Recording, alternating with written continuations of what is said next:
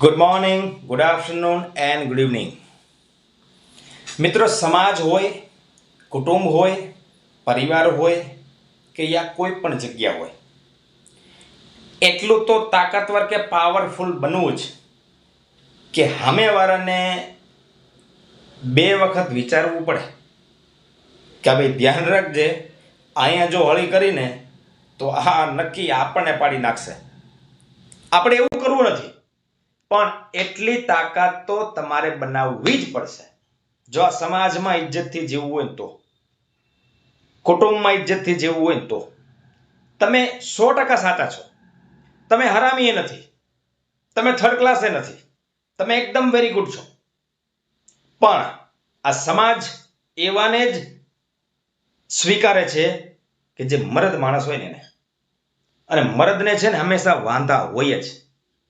એટલે બધી જગ્યાએ હા હા ચાલશે, મને કાંઈ ફેર ન પડે એવું નહીં બનવાનું. કારણ કે જેવો સમય એ પ્રમાણે રહેવું પડે. સાવ પછી માઈ કાંગલાની જેમ રહેવું ને એનો કોઈ મતલબ નથી. આ સમાજ ભાવે નહીં પૂછે, આ કુટુંબ તમને ક્યાંય ધ્યાનમાં નહીં લે. પણ એટલો તો પાવરફુલ બનવું જ, જો બુદ્ધિથી, શક્તિથી, પૈસાથી, બરાબર, અને કરીને બતાવવાનું.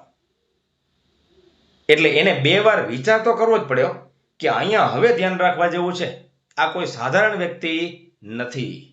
તો જિંદગી જીવવાની મજા આવશે મિત્રો. Thank you very much.